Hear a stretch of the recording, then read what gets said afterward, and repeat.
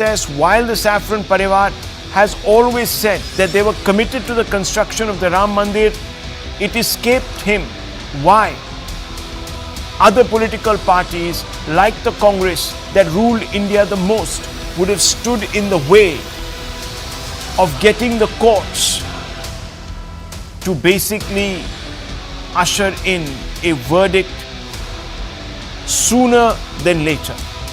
Listen in first to what the Prime Minister said, viewers, in this interview. पहली बात है कि इसका राजनीतिकरण किसने किया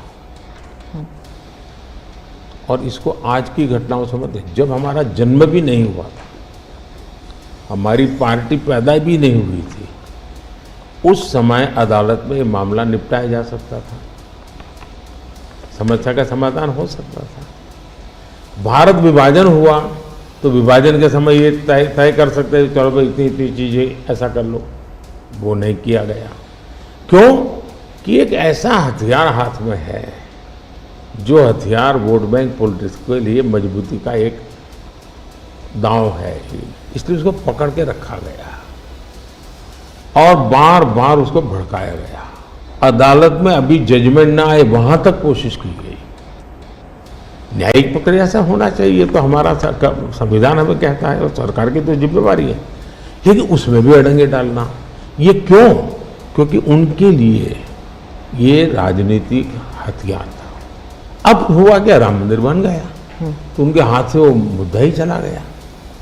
अब वो किसी को डरा नहीं पा रहे हैं, राम मंदिर आ जाएगा, आ गया, कुछ नहीं हुआ, आग नहीं लगी कोई। दूसरा इनकी प्रकृति, आप सोमनाथ मंदिर से लेकर के अब तक की घटनाएं देखिए, वे भारत की मूलभूत आस्थाएं, भारत का मूलभूत जो पिंड है उसके प्रति नेगेटिविटी लेकर के ही देश में वो अपनी बातें, अब सारे पाप भूल करके, सारे आपके गुनाह भूल करके घर में आकर के आपको इनवाइट कर रहे हैं और नए से व्यवहार शुरू करना चाहते हैं। आप उसको भी उस पुराने मिजाज से ठुकरा दे, तब लगता है कि आपके लिए वोट बैंक एक बहुत बड़ी आपकी मजबूरी है। That's a very, very, very consequential charge being made by the Prime Minister. Remember, viewers, that for a very long time, a whole group of individuals has been saying that the only reason the Prime Minister committed the BJP and his government to construct the Ram Mandir was to actually put minorities, A, in their place, and B, build an almost exclusive Hindu society. Now, viewers, the Prime Minister has said that it is not the BJP that did so. It is the opposition led by the Congress party that turned the aspirations of many devoted Hindus to sow the seeds of suspicion by opposing the Ram Mandir and building it as some sort of part and parcel of Hindu revivalism in this country. Very, very serious allegation there by the Prime Minister, which is going to, of course, lead to a huge controversy. Let's open this up first and put this desk to claim. We have with us the national spokesperson of the Bharatiya Janata Party, Sanju Verma. We also have with us Pawan Verma, Dr. Ranganathan, Shekhar Iyer. And we have with us Pulla Rao, political analyst. We are hoping to also be joined in just a few moments by others, viewers. Let me first begin with you, Mr. Pawan Verma, and let me ask you this straight off the bat. Are you convinced by the Prime Minister's response that the BJP's focus on the Ram Mandir, his own assumption of becoming one of the main yajmans of the ceremony, had nothing to do with in any way using Ram Mandir as a political tool to consolidate Hindu votes. That he was only doing it because this was an important aspiration of Hindus, and that most importantly it was a symbol of pride for many of them. Thank you, Rahul. I think the Prime Minister gave a very comprehensive overview not only of some of his previous actions but also of his vision for the future. And I congratulate ANI and Smita Prakash for this very informative interview. I am proud of the fact that we finally have an abode for Ram Lalla, a befitting abode.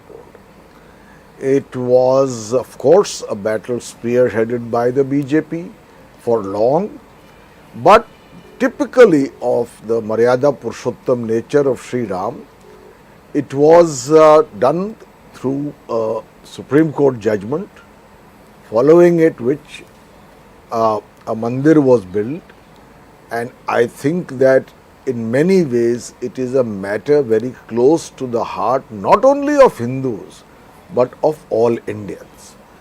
Whether the Prime Minister should have acted as the judgeman or not, I leave to the wisdom of the Prime Minister.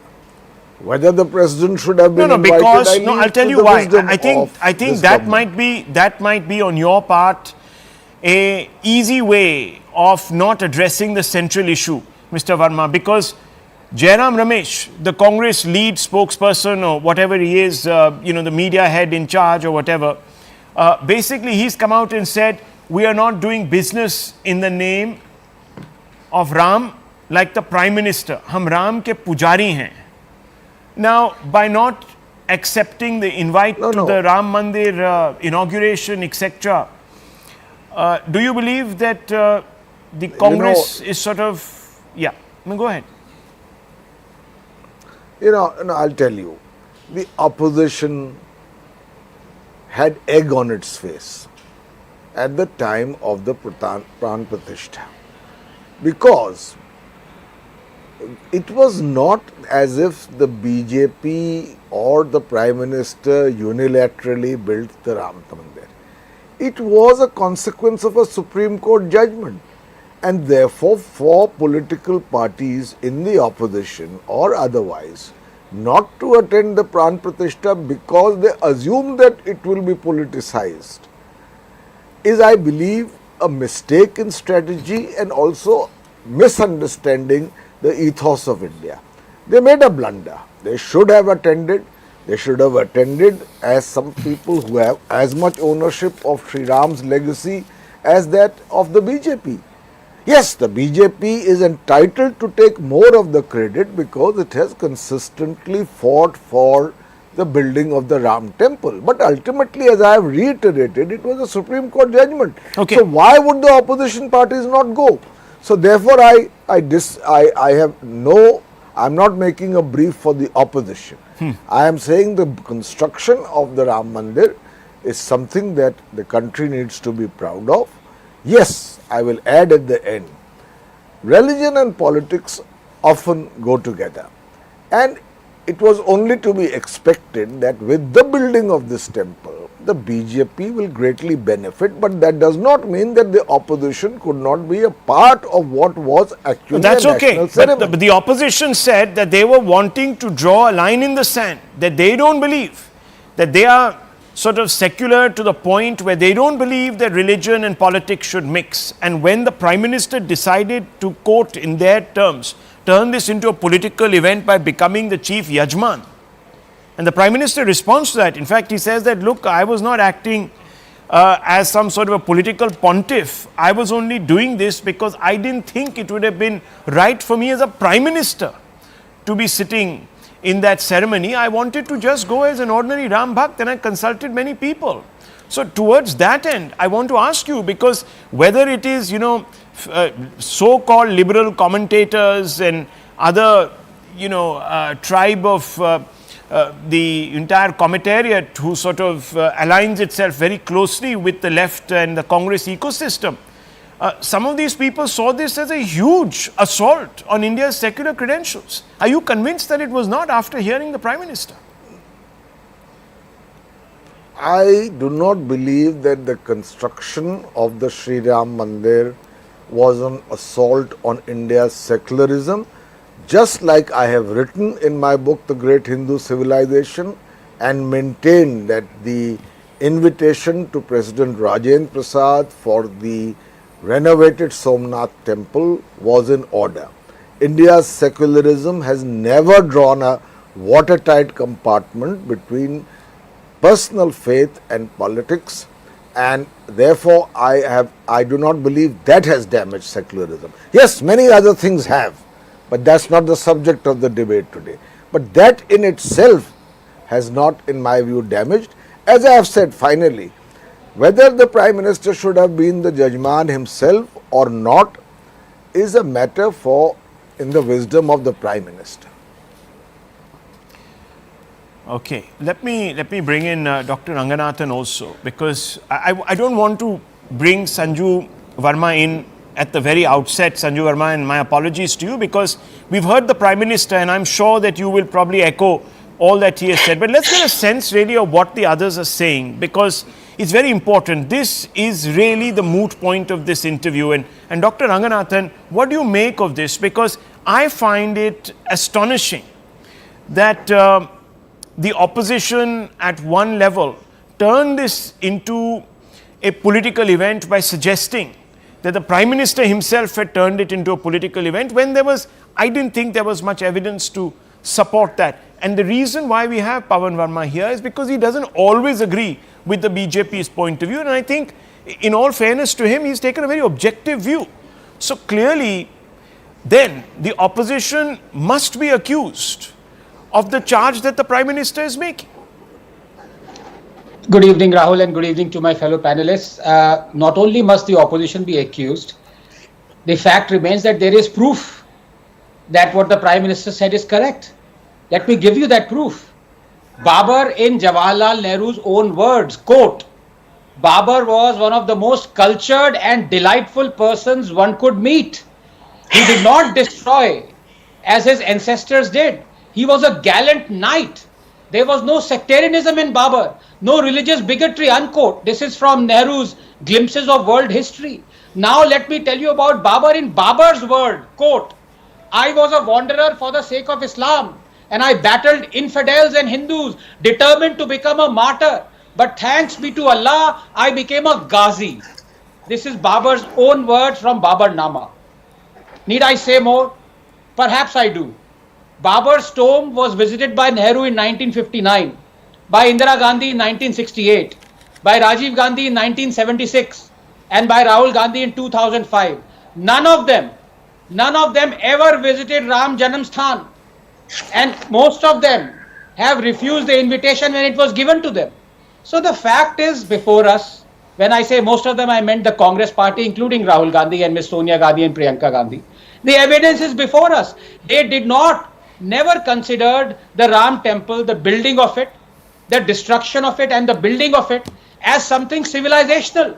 They always saw it as religious, and therefore they relegated it. This is the difference.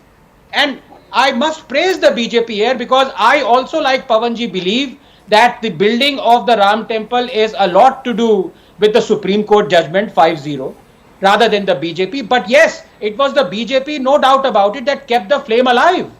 Had it not been for the BJP, the Ram temple, the building of it would not be in the nation's consciousness. So yes, the BJP, there is a lot to be praised. BJP has a lot to do with this whole thing. But the fact remains, if you do not consider this as a civilizational issue, then you will not consider, and you do not consider Kashi as a civilizational issue, or Mathura as a civilizational issue, or every Hindu temple that has been demolished and our civilization brought to our knees, thinking that this will disappear by the invaders, then you are not Bharatiya, you are not Indian. You are someone from outside. The evidence is before you. Okay.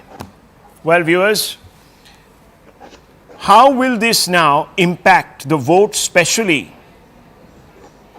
in Tamil Nadu and in the north. This is now becoming fundamental because India is, at the end of the day, the majority population is a Hindu population. And I want to bring in senior journalist on this, Shekhar Iyer. Shekhar Iyer, this frontal attack on the one part is message to the northern belt, which is usually conflated with the Hindi belt, where the BJP is absolutely in a position right now to return to power with the same sort of majority numbers, overwhelming majority numbers that it had. And if it does, out of the 224 seats in the north, if it gets anywhere close to 200, all it needs is 72 more. From Gujarat, from Maharashtra, from Karnataka, from West Bengal, from the northeast, from Odisha, and of course other parts of the south, to canter home past 270, perhaps 300, and perhaps even more. So this is not going to go very well as far as the Congress is concerned. If they were thinking of reviving, this was the area, this was the north. And if the north is exposed to this, it's going to become a huge problem. Well, Rahul, the Congress made a historical blunder. You know, you remember when the verdict came from the Supreme Court, all the political parties, including the Congress, had welcomed the verdict, saying that this will put an end to a long-standing dispute and will bring in more harmony. And also many community leaders, many Muslim community leaders also welcomed it. It was a sort of a closing the chapter. So finally, when the temple was ready, and the role of the BJP, rather the BJP government, was to empower the trust, which was charged with the construction of the temple, to see that everything was done on schedule and the temple is provided all kinds of help from the local administration and as well as other things. Well, the Congress could have simply accepted the invite. Instead of that, what did we see? Not only they reject the invite, as the Prime Minister also said, he was surprised that the Congress did so. Not only that, you have had Rahul Gandhi himself leading the charge by the Congress that this is no Prana Pratishtha, there's nothing about this whole sacred thing, this is entirely an RSS event, complete to play down and make it appear as if it was just one thing that the BJP has commandeered. That did not go down well with other parties, even within the Congress. That is why you saw many Congress leaders personally making it to the temple as soon as the Prana Pratishtha was done. Yes. Similarly, even in Samajwadi Party, the same thing has happened. The other thing that the Prime Minister today pointed out, the so-called North-South divide over the Ram temple is total bunkum. He himself pointed out there are several temples in Tamil Nadu which are more than 1,000 years old.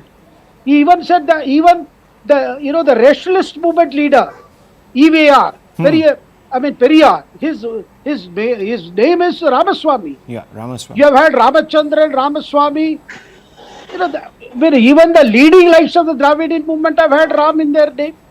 So the whole, even now, DMK leaders have been saying, no, this will not work here. Ramayana is not connected to us. Let me bring in, let's throw this across to Tehseen Poonawalla, who's joined a little late on the debate. Tehseen Poonawalla, the Prime Minister has exposed the Congress and its acolytes, its satellite sort of political parties in the India bloc as a grouping that demonized the Ram Mandir movement, the Ram Temple movement, which of course allowed for the consciousness of Lord Ram to spread through and allow for people to connect with this symbol of pride that resulted, of course, in the Ram Mandir for vote bank compulsions. And he's made some very, very pointed arguments, including the refusal of the Congress to attend the Ram Pratishthan movement. And this, many people are saying, is a frontal attack on the Congress, which is going to cost it a lot, very heavily, at the hustings.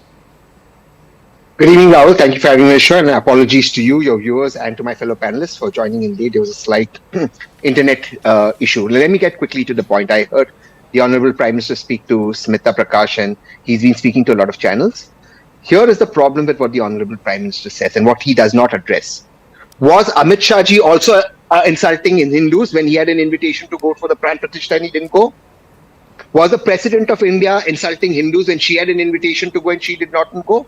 And why was the President not there? Who asked the President not to come? Why was the President asked not to come? Was it by the Government of India? I'm asking her a rhetorical question, so that the Prime Minister would be the center? I'm asking these questions because these are the questions people are asking. Why would the President of India, the head of our republic, and whose government the Prime Minister is supposed to follow, not there? For the Prime Minister to speak about Ram Mandir, of course, it was Sri Rajiv Gandhi ji's last interview that he said the Ram Mandir must be built. He started his campaign from Ayodhya. But for the Prime Minister to speak about the Ram Mandir, I'm asking you, were the Manipur women not kids of Lord Ram? Were the women wrestlers not kids of Lord Ram? Were these exams being cancelled in Uttar Pradesh not kids of Lord Ram? Is a lack of employment not children of Lord Ram? He doesn't want to talk about Ram Rajya because he's failed on Ram Rajya. What was Raja Ram known for? Raja Ram known for Gokul Reet, Sada Chali Aaye, Pran Jai par Vachan. Na jaane kaun sa vachan pura kiya hai? Ek vachan pura nahi kiya. Na naukriyon ka. Today, CNN News 18 had an internal story that, listen, once this government comes back, Agniveer will be scrapped. What about those 2 lakh people whose jobs he's taken away? What about GST on oxygen? People who died for lack of oxygen. They were not children of Lord Ram? Did Lord Ram abandon everybody? This government abandoned people during COVID. Today there's a heart attack pandemic. Are the people dying of heart attacks not Lord Ram's children? You have fielded Kanhaiya Kumar from Delhi. And Kanhaiya Kumar, as I have tweeted today, his article, etc., accused the Aam Aadmi Party, your ally in Delhi, of depriving the people of oxygen and not being there during the second wave. So please make up your mind. You know, I will. either But you must allow me to answer that question Kanhaiya, since you have. Kanhaiya is a liar, and so is the Congress party that is fielded him. No, you must allow me to answer that question for your viewers to understand. Right. Yes, there was a failure in Delhi, which was majorly due to the union and state government, which is Aam Aadmi. But across the India, Tehseen's paid GST on oxygen by check. In Uttar Pradesh, what has Aam Aadmi Party got to do there? In Haryana, I have given oxygen to BJP MPs' relatives, where BJP MPs were twiddling their thumbs. Not one MP helped. Not one. I take that oxygen. Leave everything, Rahul. Leave everything. You see, I'm asking you. We are. 1 second. Rahul, I need 1 second. Just 1 second. I will end. 1 second. You want to know what frauds the Bharatiya Janata Party is? No, I can only tell you this. On the issue, I don't believe, 1 second, I don't believe you for a moment, Tehseen Poonawalla, because from the very beginning, when even the Jansangh and the RSS had no say in it, Nehru opposed the construction of Somnath. So let's not. So let's let me come to that later. But I want to make let me bring in Sanju Verma. Actually, I just have 1 point. You've come in late and you've spoken a lot. My last point. My last point, and I will not make a further point. The Bharatiya Janata Party is the only party, and all your viewers know this, that took money from people who slaughter beef. Okay. 250 crores from beef slaughter. Let me bring in the BJP. Let me bring in the BJP national spokesperson to respond to you. Sanju Verma, you've heard him. Go ahead.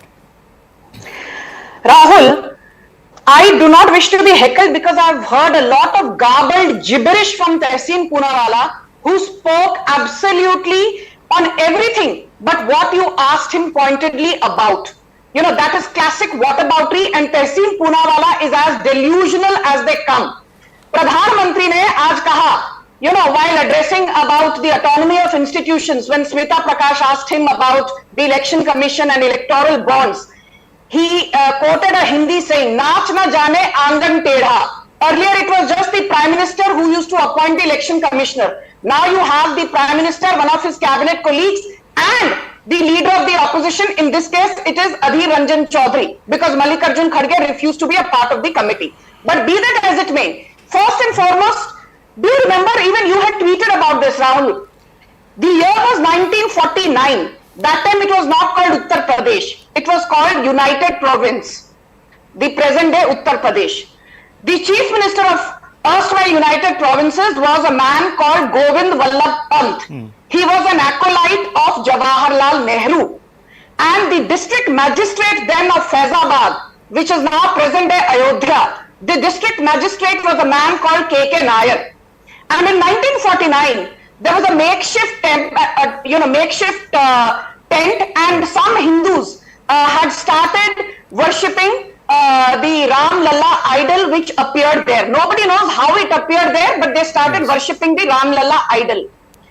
On instructions of Nehru, Govind Vallabh Pant asked the district magistrate of Faizabad, please ask these Hindus not to worship the Ram Lalla here, destroy this makeshift tent do whatever you want to do, but ensure that this ritual does not gather momentum. And when KK Nair, the then district magistrate of Faizabad, present day Ayodhya, refused to toe the line, Govind Vallabh Pant, on Nehru's instructions, sacked KK Nair. They threw out KK Nair. That was what Nehru's so-called secularism was all about. So let me be very clear. We don't even have to go to Mallikarjun Kharge, who prior to 2019 said, "अरे यदि नरेंद्र मोदी वापस आ गए, तो सनातन धर्म की जय जयकार होगी." So we have to defeat Modi. Or for that matter, Shashi Tharoor, who said if Modi comes back again, we will see the Talibanization of Hinduism. This was Shashi Tharoor prior to 2019 results being declared. We don't have to go too far to know what Digvijay Singh said after the horrific 26/11 Mumbai terror attack. He said ये तो BJP RSS हिंदुत्ववादियों की साजिश है, and they had to cut a sorry figure because Tukaram Omble caught Ajmal Kasab alive. I shudder to think, if Tukaram Omble had not captured Ajmal Kasab alive, till date an entire cabal would have blamed BJP, RSS, Narendra Modi, Amit Shah, Bhagwadhari, so the point is for the horrifying 26/11 terror attack. But the moot point is this. You said BJP should not get credit. Fine, Supreme Court gave the judgment. But let's be very clear. It's not just the BJP which kept the torch alive or the flame alive. I always say, even for the judiciary to take up the challenge, there has to be a congenial ecosystem. Right. It was in 1989 during the Palampur resolution that the BJP said, Mandir wahi banayenge. And then LK Advani started the famous Ram Mandir, Rath Yatra all over the country. So you're saying that the Congress party... the Babri Masjid demolition happened.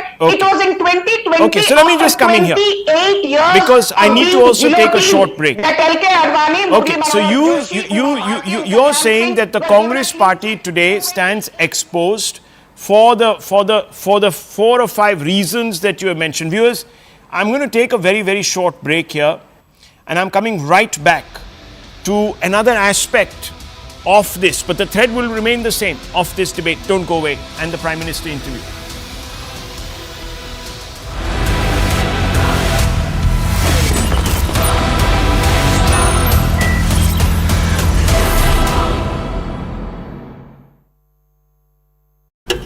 Amir Sarfaraz Tamba, the man who killed Sarabjit Singh, an Indian who was killed by unknown gunmen in Islampura, Punjab. So that's the update that is coming in, that Amir Sarfaraz Tamba is the man who killed Sarabjit Singh, who was an Indian lodged in the Pakistan jail. Now we're learning that Sarabjit Singh's killer has also been now gunned down in Islampura in Punjab, and Tamba is apparently a close associate of Hafiz Saeed is what we're learning. So that's the big update that is coming in from Pakistan, where Sarabjit Singh's killer has been gunned down in Pakistan's Punjab.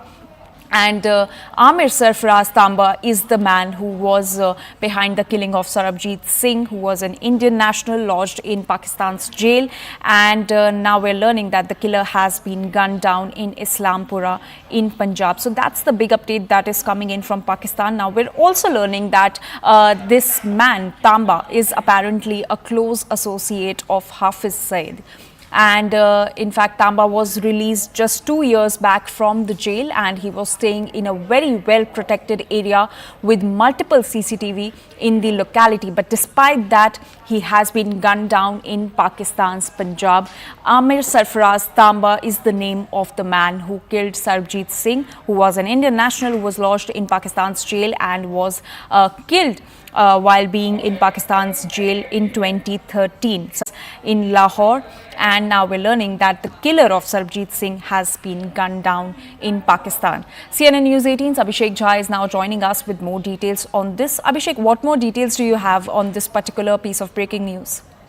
Well, we know that this person, Tamba, who was also responsible for the killing of Sarabjit Singh in Pakistan's Kot Lakhpat jail, and on the charges of killing, he was also served. He also served some years of punishment, but then he was later bailed out, and he was roaming scot-free. And since for a very long time he was he has been a criminal and he had a criminal background. The interesting part is that he was killed by two bike-borne assailants, and that happened at a place which was much secure, an area which had buildings and offices of senior police officials and administrators in Lahore, and it is also very well monitored, and surveillance equipments like CCTV are all there. So probably one would be able to understand the fact that how this entire operation or this killing happened. But for now, we know that two bike-borne assailants were involved in the killing of this person who was responsible for Indian national Sarabjit Singh in Lahore's jail.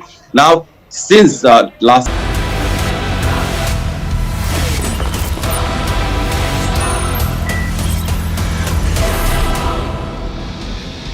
Viewers, the Prime Minister believes that whether it is the Ram Temple issue in the north or the ruling DMK alliance's antipathy towards Sanatana Dharma in the south, the Congress has failed to stand up for Hindu interests. Listen in. Hindustan में अन्य राज्यों में भाजपा की सरकार का model देखा। देश भर में जो तमिल बंधु रहते हैं उन्होंने अपने घरों में जाके बताया भी हम जिस राज्य में रहते हैं वहाँ तो ये हो रहा है। तो लोग स्वाभाविक तमिल प्रजा कंपैरिजन करने लगी कि जो हवा खड़ा किया गया था ये तो अच्छा काम कर रहे हैं। अब जैसे मैंने तमिल काशी संगम किया तो तमिलनाडु में डीएमके पार्टी वाले लोग ये तो पानीपुरी वाले करके मजाक उड़ाते थे, लेकिन जब तमिलनाडु के लोग काशी संगम कार्यक्रम में आए और काशी का रूप रंग देखा उन्होंने कहा ये हमने तो जो सुना था ऐसा नहीं है, ये तो बहुत डेवलप दिखता है, बड़ी प्रगति हो रही है, आईटी का नेटवर्क दिखता है। तो सोचने का तरीका बदलने लगा और उसके कारण डीएमके के प्रति जबरदस्त गुस्सा पैदा हुआ है। वो गुस्सा पैदा डाइवर्ट हो रहा है बीजेपी की तरफ पॉजिटिव वे में। सवाल कांग्रेस को पूछना चाहिए कि तुम्हारी क्या मजबूरी है कि सनातन के खिलाफ इतना जहर उगलने वाले लोगों के साथ तुम क्यों बैठे हो भाई? क्या तुम्हारी राजनीति अधूरी रह जाएगी क्या? तो आपका संविधान बना, उस संविधान में सनातन का गौरव का हिस्सा था और आज सनातन को इतनी भयंकर गालियां देने की हिम्मत हो और आप उनके साथ चुनाव की राजनीति करें, उनके साथ मंच साझा करें। मजबूरी कांग्रेस की, ये देश के लिए चिंता का विषय है। Viewers, the Prime Minister making it clear, north to south, the Congress determinedly, militantly almost, undermines the interests of the majority community. And I want to bring in once again Sanju Verma and Tehseen Poonawala on this point. We were before the break on that point, Tehseen, and of course you tried to sort of take it to COVID and other issues. But here the Prime Minister narrow focusing and saying, look, a DMK government goes out there, makes the vilest comments against Sanatan Dharma, and the Congress looks the other way. Clearly, you have a problem with the Hindu community. And he's drawing it straight back to your vote bank compulsions. Why should Hindus vote the Congress? And it's extremely unfortunate that the Prime Minister has to come down to why should Hindus vote the Congress. It's extremely unfortunate because the Prime Minister has achieved everything. I am asking you, he's not asking. I am asking why should a Hindu voter... No, I am saying, how is he making it Hindu-Muslim when Sanatan Dharma is making it Hindu-Muslim? No, hang on, when DMK is making it up. If you allow me to answer, I'll answer. Rather okay. Keep quiet. You can have your... Please have your long question. DMK that's attacking the Hindus there, right, insulting their religion. The courts have stepped in and said that Udaynidhi Maran or whatever his name is, I've understood the question. is completely out of... Sorry, Udaynidhi Stalin is completely out of line. And you've got a problem with Modi. That's really bizarre. No, don't have a problem with Modi. The problem in this country is that the Honorable Prime Minister wants to make it Hindu-Muslim. Now, allow me. He says that why should, or you ask on behalf of, as a journalist, very correctly, why should Hindus vote the Congress? Okay. Why should Hindus vote the BJP? They took 250 crores from beef slaughterers. 250 crore rupees. Rahul, this is extremely unfair. I'll allow you to rebut him. He's making these statements. You can rebut him. Yes. Please allow me. Thank you. The BJP took 250 crore rupees from beef exporters and beef slaughterers. They will say who's Hindu, who's not. These BJP people. The BJP in Mahesh Sharma says we have no evidence of Ma Sita. They will say who's Hindu, who's not. The BJP under Dr. Jitendra Singh right now, recently in Parliament, when the Justice Chandrachud is asking you, what about the Ram Setu, says there is no evidence of it in Parliament. And they don't give an affidavit to the Chief Justice of India while the matter is sub judice. They will talk about Hinduism. ऐसा कोई सगा नहीं जिसको भाजपा ने थका नहीं दिया है. Why are they talking Hindu-Muslim? Okay, quick response. I'll end with this. They're talking Hindu-Muslim because I want to talk about Aaj, they want to talk about Taj. I want to talk about Insan, they want to talk about Hindu-Muslim. Okay, response. They will talk Geeta Kunal. And I'll bring in Dr. Ranganathan right after. Yes, he's raising his hand. Yes, go ahead. Answer 250. Why you took 250 crores? Rahul, may I please, can you ask Tehseen to shut up? 3 questions he's fired Rahul, at you. I have a guest on your show. 1 minute. 3 questions he's fired at you. Sanju Verma, respond. Rahul, Talk to me with respect. I am not wanting to convey. Don't talk to me in this language. Shut up and all. Okay, please. Yes, I will ask Let's you not. to shut up. Let's not. Let's me. not. Please. Just Be be very careful. clear. Let's be very. Stop blabbering. I Let's be. respect you. Thank you. Talk to me with respect. Okay. Don't tell me shut Sanju up. Verma, and look, I'm this as is much not as a fair. guest as you I'm are. going to lower everyone's faders if this goes on. Please. Thank you. Yeah. Sanju Verma, make your point. Rahul, Sanju Verma, make your point. Rahul, you know, I had a very poor audio. I was speaking ad nauseum, but I don't know when I got cut and I realized that, I was not even patched in. So I need to make a few points. Tehseen Poonawala sitting here and getting offended at me, asking him to shut up. This is the same man who does not lose an opportunity to abuse the Prime Minister on every single debate on a zillion channels where I have seen him debate with me. So please don't take the moral ground because you don't have any political morality left whatsoever. I'm not even talking about Let's get to the credibility, points. which is zero. Thank you. I'm now simply saying this. Forget about the fact that Nehru asked Govind Vallabh Pant to sack the Faizan about the DM KK Nair. Forget about the fact that the earliest findings that indeed under the Babi Masjid there was a Ram temple dating back to 11th and 10th century, which is what KK Mohammed said in 1972, and Indira Gandhi, subsequently threw KK Mohammed's findings out of the window, just like she did BB Lal's findings. But we are talking of the more important thing. The more important thing is this. Just a few months back last year, Udayanidhi Stalin said, Sanatan Dharma is equal to dengue, COVID, malaria, rabies, blah, blah, blah. What did Priyanka Kharge, the son of Mallikarjun Kharge? Mallikarjun Kharge, by the way, is the Congress president, for those in your audience who may not know.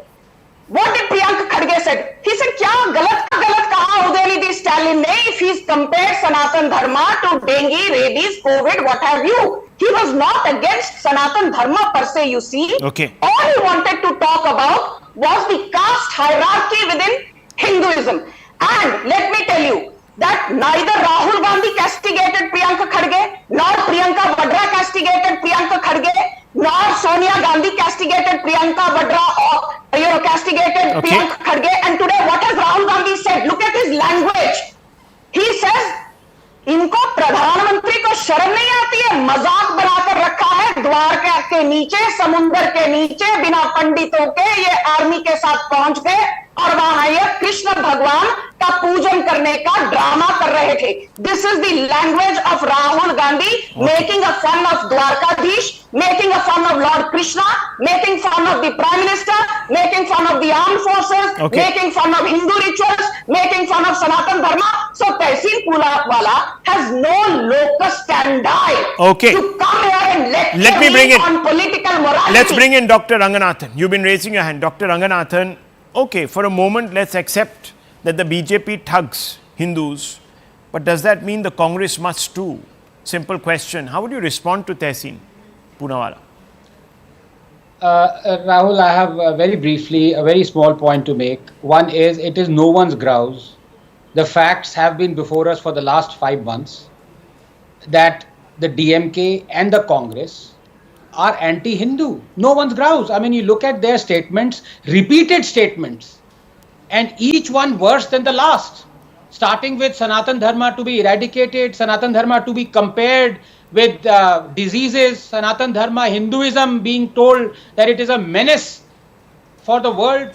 Each progressively, as each week goes by, they become more and more anti-Hindu. So that's no one's grouse. So Prime Minister is right in asking कि कांग्रेस की क्या मजबूरी है कि उनके साथ बैठे हुए हैं, उनके साथ डाइट शेयर कर रहे हैं. But I want to ask कि मोदी जी आपकी क्या मजबूरी थी कि मिस्टर सिंह जिन्होंने कॉइन किया था वर्ड सैफरन टेरर, वो बीजेपी में आपने मिनिस्टर बना दिया। आपकी क्या मजबूरी थी कि कृपा शंकर सिंह जिन्होंने कहा था कि 2611 आरएसएस की कॉन्स्पिरेसी है, उनको आपने फिर टिकट दिया और बीजेपी में इंडक्ट किया? आप अपनी मजबूरी बताइए ना। कांग्रेस का मजबूरी तो हम जानते हैं, वो तो एंटी हिंदू हैं। क्या आप एंटी हिंदू हैं? Okay, quick one. You know, I always Can tell, I come in, please, Rahul? This can is becoming I just come in for a bit, Rahul? Just- Because he's made a pointed attack at BJP. Very so I need to answer. very quickly. I'm Yes. running out of time. Unfortunately, I just- huge number of you breaks know, today. I don't know why, but go ahead. I just want to say that, you Please know, don't use please, can I please finish? I don't know who's rebutting here. Go ahead, It's me. Sanju Verma, Thank make you. your Yes. point. Yes. I always say, and with no offense to Anand Ranganathan, he has no sense of proportion. You know, you're quoting Kripa Shankar Singh, but you're losing the bigger picture. आज यदि भव्य राम मंदिर में राम लल्ला की प्राण प्रतिष्ठा हुई है, that is thanks to Narendra Modi. यदि उज्जैन महाकाल कॉरिडोर बना है, thanks to Narendra Modi.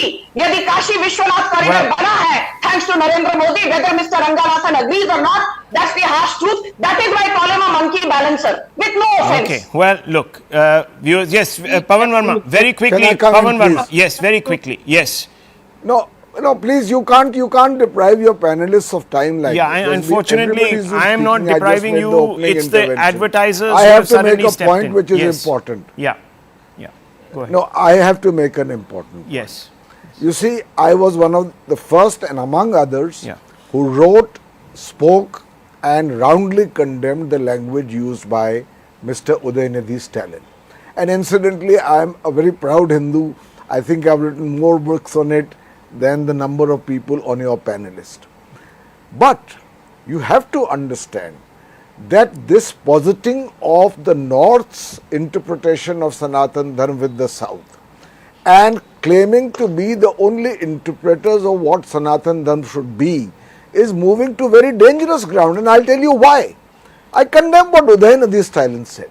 But do you think Tamil Nadu, one of the greatest repositories of the Hindu faith, has voted for DMK or NRDMK repeatedly since the inspiration of the self-respect party of Periyar, then which became the Justice Party and then the DMK, because they hate Hinduism? No, they are Hindus, but 70% of them are backward castes and 20% are Dalits, and they have protested against the oppression, exploitation and discrimination in Hinduism. And Sanatan Dharma is an evolving concept. It's not written in stone for some party or leader to interpret as their monopoly. The Tamil Nadu people are as Hindu or perhaps more you're absolutely than right those who are there. seeking But to Pavan criticize Verma, the let's entire not also state. forget that the faith itself is elastic enough to reform itself. And therefore you must give credit to people even who look Veer within. Savarkar. Exactly. Even Veer Savarkar. Now you're talking sense. Even Veer Now you're talking Savarkar. sense. But what do they do with someone like Now, Veer even Savarkar? Veer Savarkar. How is Veer Savarkar been Veer treated in this Savarkar country? has written One second. extensively Good on point. social reform. Good point. And how did the Congress Seven label? Fat And how did Media. the Congress He has label? spoken and criticized And how did the Sanatan Dharma. Congress? How did the Congress label Veer Savarkar? They called him a Coward. petty little coward. Petty little coward. You prove the point, Mr. Verma, actually. In your erudition, you've actually proved the point. The point is, viewers, the point is, we have a situation where the Prime Minister has been able to expose the Congress's underbelly. The only thing that is going for the BJP right now is, of course, along with all those contradictions, the work that they have been able to do to satisfy Hindu aspirations. We'll take a very short break, viewers. We'll be right back.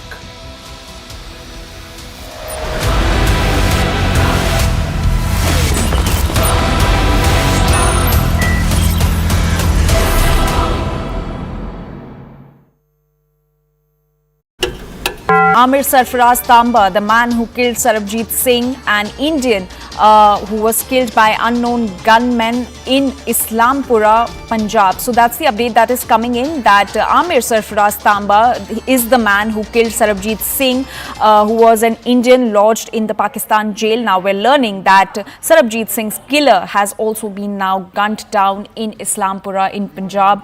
And Tamba is apparently a close associate of Hafiz Saeed is what we are learning. So that's the big update that is coming in from Pakistan, where Sarabjit Singh's killer has been gunned down in Pakistan's Punjab.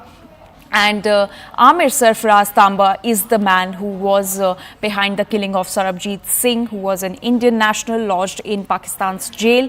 And now we're learning that the killer has been gunned down in Islampura in Punjab. So that's the big update that is coming in from Pakistan. Now we're also learning that this man, Tamba, is apparently a close associate of Hafiz Saeed. And in fact, Tamba was released just 2 years back from the jail, and he was staying in a very well protected area with multiple CCTV in the locality. But despite that, he has been gunned down in Pakistan's Punjab. Amir Sarfaraz Tamba is the name of the man who killed Sarabjit Singh, who was an Indian national who was lodged in Pakistan's jail and was killed while being in Pakistan's jail in 2013. Sarabjit Singh was attacked with bricks and iron rods by a group of inmates in Lahore, and now we're learning that the killer of Sarabjit Singh has been gunned down in Pakistan. CNN News 18's Abhishek Jha is now joining us with more details on this. Abhishek, what more details do you have on this particular piece of breaking news? Well, we know that this person, Tamba, who was also responsible for the killing of Sarabjit Singh in Pakistan's Court Lakhpat jail, and on the charges of killing, he was also served. He also served some years of punishment, but then he was later bailed out and he was roaming scot-free. And since for a very long time he has been a criminal and he had a criminal background. The interesting part is that he was killed by two bike-borne assailants, and that happened at a place which was much secured, an area which had buildings and offices of senior police officials and administrators in Lahore, and it is also very well monitored, and surveillance equipments like CCTV are all there. So probably one would be able to understand.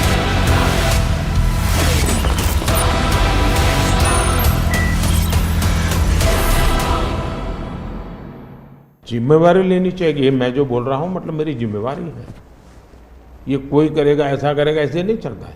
और उसमें से मैंने बल दिया है guarantee का, मैं भी करता हूं और उसका मैं ओनरशिप ले रहा हूं। और जब ओनरशिप लेते हैं ना तो देश को भरोसा होता है। आज आप देखिए कि हम जो बात कहते हैं उस पर लोगों का भरोसा है।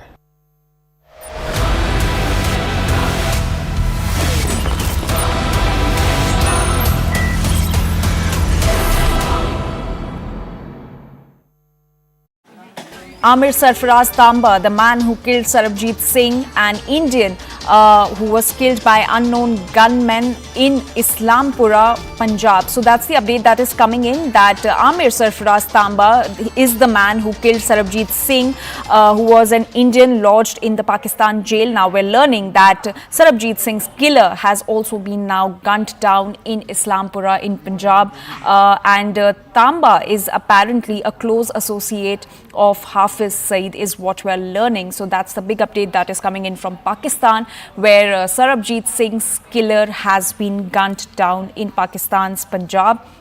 And Amir Sarfaraz Tamba is the man who was behind the killing of Sarabjit Singh, who was an Indian national lodged in Pakistan's jail.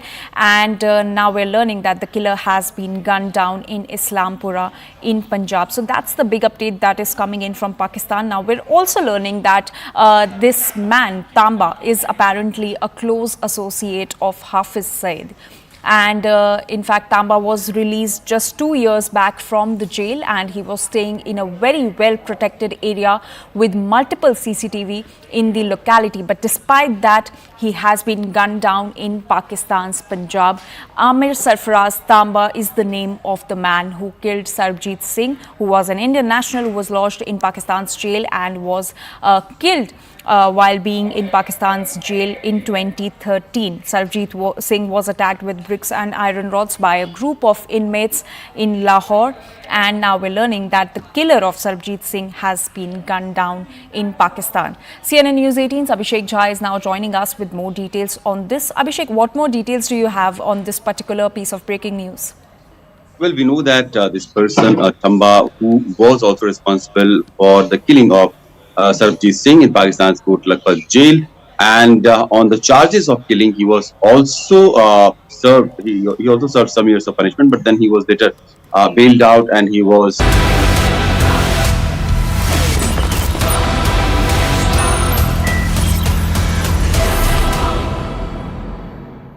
One nation one election हमारा एक कमिटमेंट है।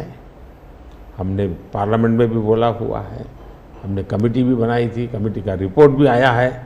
तो वन नेशन वन इलेक्शन के संबंध में देश में बहुत लोग ऑन बोर्ड आए हैं, सभी दलों ने।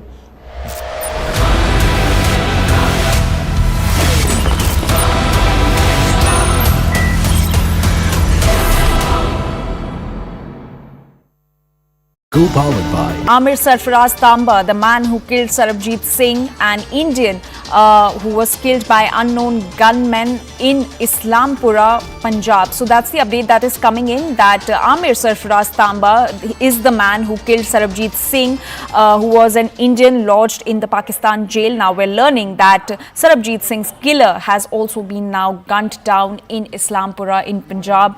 And Tamba is apparently a close associate of Hafiz Saeed is what we're learning. So that's the big update that is coming in from Pakistan, where Sarabjit Singh's killer has been gunned down in Pakistan's Punjab. And Amir Sarfaraz Tamba is the man who was behind the killing of Sarabjit Singh, who was an Indian national lodged in Pakistan's jail. And now we're learning that the killer has been gunned down in Islampura in Punjab. So that's the big update that is coming in from Pakistan. Now we're also learning that this man, Tamba, is apparently a close associate of Hafiz Saeed. And in fact, Tamba was released just 2 years back from the jail, and he was staying in a very well protected area with multiple CCTV in the locality. But despite that, he has been gunned down in Pakistan's Punjab. Amir Sarfaraz Tamba is the name of the man who killed Sarabjit Singh, who was an Indian national who was lodged in Pakistan's jail and was killed while being in Pakistan's jail in 2013. Sarabjit Singh was attacked with bricks and iron rods by a group of inmates in Lahore, and now we're learning that the killer of Sarabjit Singh has been gunned down in Pakistan. CNN News 18's Abhishek Jha is now joining us with more details on this. Abhishek, what more details do you have on this particular piece of breaking news? Well, we know that this person, Tamba, who was also responsible for the killing of Sarabjit Singh in Pakistan's Lok Sabha jail, and on the charges of killing, he was also served. He also served some years of punishment, but then he was later bailed out, and he was roaming scot-free. And since for a very long time he has been a criminal, and he had a criminal background. The interesting part is that he was killed by 2 bike-borne assailants, and that happened at a place which was much secured, an area which had buildings and offices of senior police officials and administrators in Lahore. And it is also very well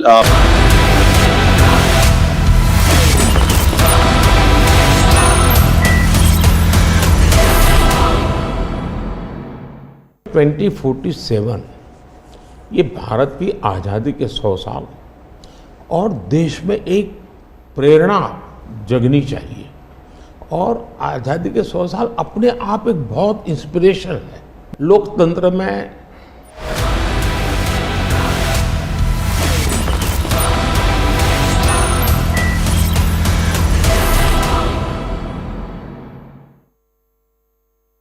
कानूनी MSP Amir Sarfaraz Tamba, the man who killed Sarabjit Singh, an Indian who was killed by unknown gunmen in Islampura, Punjab. So that's the update that is coming in, that Amir Sarfaraz Tamba is the man who killed Sarabjit Singh, who was an Indian lodged in the Pakistan jail. Now we're learning that Sarabjit Singh's killer has also been now gunned down in Islampura in Punjab.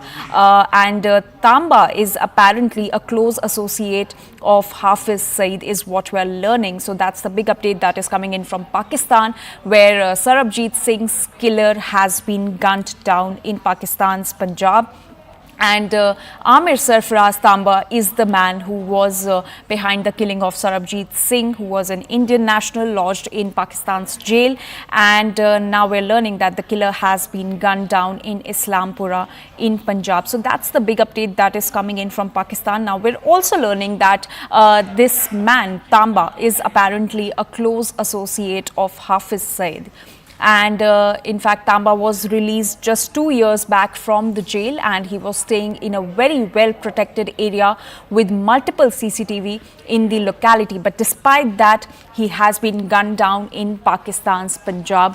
Amir Sarfaraz Tamba is the name of the man who killed Sarabjit Singh, who was an Indian national who was lodged in Pakistan's jail and was killed while being in Pakistan's jail in 2013. Sarabjit Singh was attacked with bricks and iron rods by a group of inmates in Lahore, and now we're learning that the killer of Sarabjit Singh has been gunned down in Pakistan. CNN News 18's Abhishek Jha is now joining us with more details on this. Abhishek, what more details do you have on this particular piece of breaking news? Well, we know that this person, Tamba, who was also responsible for the killing of Sarabjit Singh in Pakistan.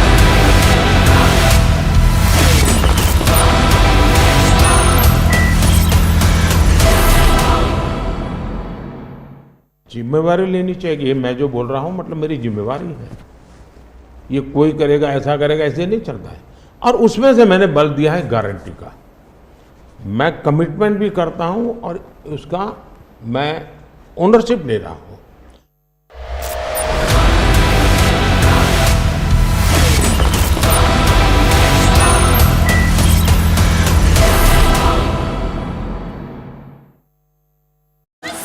Amir Sarfaraz Tamba, the man who killed Sarabjit Singh, an Indian who was killed by unknown gunmen in Islampura, Punjab. So that's the update that is coming in, that Amir Sarfaraz Tamba is the man who killed Sarabjit Singh, who was an Indian lodged in the Pakistan jail. Now we're learning that Sarabjit Singh's killer has also been now gunned down in Islampura in Punjab. And Tamba is apparently a close associate of Hafiz Saeed is what we're learning. So that's the big update that is coming in from Pakistan, where Sarabjit Singh's killer has been gunned down in Pakistan's Punjab. And Amir Sarfaraz Tamba is the man who was behind the killing of Sarabjit Singh, who was an Indian national lodged in Pakistan's jail. And now we're learning that the killer has been gunned down in Islampura in Punjab. So that's the big update that is coming in from Pakistan. Now we're also learning that this man, Tamba, is apparently a close associate of Hafiz Saeed. And in fact, Tamba was released just 2 years back from the jail, and he was staying in a very well protected area with multiple CCTV in the locality. But despite that, he has been gunned down in Pakistan's Punjab. Amir Sarfaraz Tamba is the name of the man who killed Sarabjit Singh, who was an Indian national who was lodged in Pakistan's jail and was killed while being in Pakistan's jail in 2013. Sarabjit Singh was attacked with bricks and iron rods by a group of inmates in Lahore, and now